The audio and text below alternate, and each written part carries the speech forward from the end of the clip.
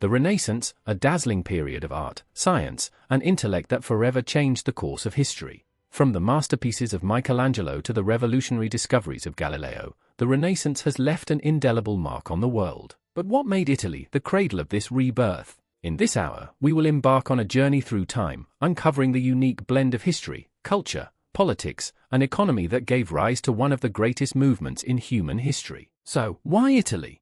Italy's geography played a vital role in the birth of the Renaissance. Located in the heart of the Mediterranean, Italy was perfectly positioned as a hub for trade between Europe, Asia, and Africa. For centuries, Italian city-states like Venice, Genoa, and Pisa had thrived as commercial centers. But this wasn't just about silk and spices, it was about the flow of ideas, technologies, and cultures that fueled a new era of intellectual curiosity. Trade routes brought wealth, but they also brought knowledge. Merchants from Italy were in constant contact with the Islamic world, where scholars had preserved and expanded upon the works of ancient Greek and Roman thinkers. Manuscripts on philosophy, mathematics, astronomy, and medicine flowed into Italy, providing the intellectual fuel that would ignite the Renaissance. Without Italy's access to the intellectual wealth of the Islamic world, the Renaissance might never have occurred. It was through these manuscripts and translations that Italy rediscovered the lost wisdom of the classical world, blending it with new ideas from the East. Italy wasn't just any region, it was the home of the Roman Empire, whose legacy was visible in every stone and column. Roman ruins were not just remnants of a distant past, they were living symbols of Italy's former glory. Renaissance thinkers, artists, and scholars felt a deep connection to this heritage, and they believed it was their duty to revive and surpass the greatness of the ancient world. Florence, in particular, was a city steeped in the spirit of ancient Rome. In the early 1400s, Filippo Brunelleschi, one of the fathers of Renaissance architecture, looked to Roman engineering marvels for inspiration when designing Florence's most iconic structure, its grand cathedral dome. Brunelleschi's work, blending Roman knowledge with new innovations, exemplified the Renaissance ethos of combining the best of the past with the possibilities of the future. The revival of Roman ideals wasn't limited to architecture. Renaissance thinkers also drew on Roman political ideas, particularly the Roman Republic's emphasis on civic duty and public service. In cities like Florence and Venice, these classical concepts influenced the way people thought about governance, contributing to a broader culture of civic pride and responsibility. Italy wasn't a unified country during the Renaissance, it was a collection of fiercely independent city-states, each with its own government, culture, and ambitions. But this fragmentation was not a weakness. In fact, it was one of the key drivers of the Renaissance. The competition between city-states like Florence, Venice, Milan, and Rome created a cultural arms race, where rulers sought to outdo one another by patronizing the best artists, architects, and scholars. Florence, under the rule of the Medici family, became a powerhouse of art and culture. Cosimo de' Medici, known as the father of the Renaissance, used his immense wealth to commission artists like Donatello and Brunelleschi. But it was Lorenzo de' Medici, known as Lorenzo the Magnificent, who elevated Florence to the height of its cultural influence. Lorenzo was not just a patron,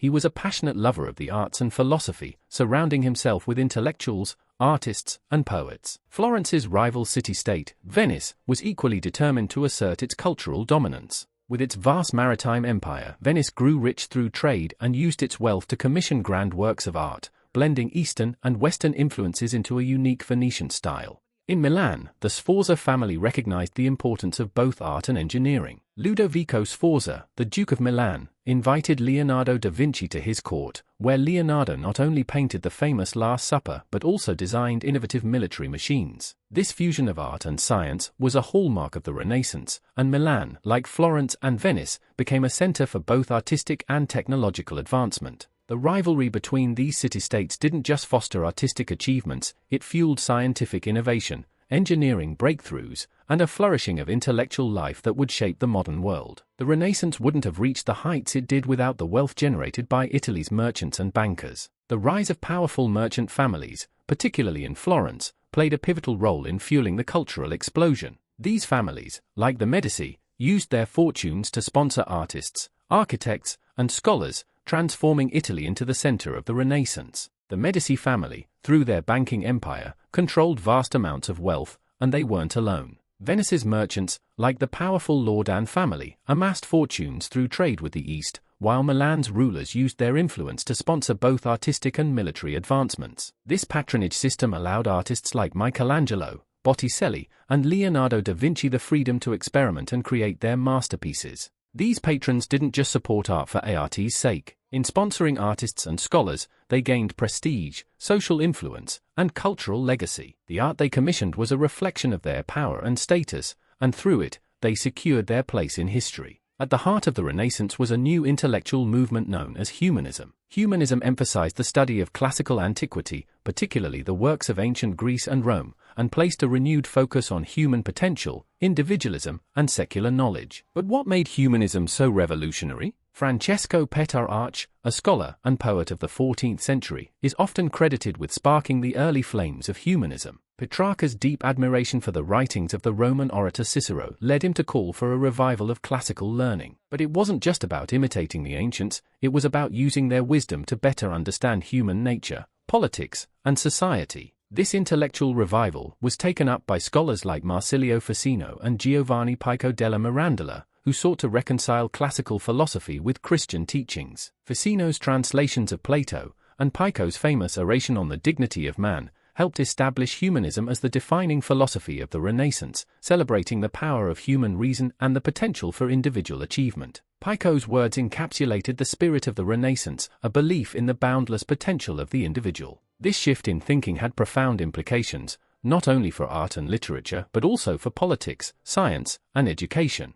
One of the most important innovations that allowed the Renaissance to flourish was the invention of the printing press by Johannes Gutenberg in 1440. Though not invented in Italy, the printing press revolutionized the spread of ideas throughout the Italian peninsula and across Europe. Before the printing press, books were painstakingly copied by hand, making them rare and expensive. Now, knowledge could be mass-produced. Venice quickly became one of the leading centers of book printing in Europe. By the end of the 15th century, Venice's printing houses were producing thousands of volumes on topics ranging from classical literature to mathematics, science, and art. This explosion of printed material democratized knowledge, allowing the ideas of the Renaissance to reach a much wider audience.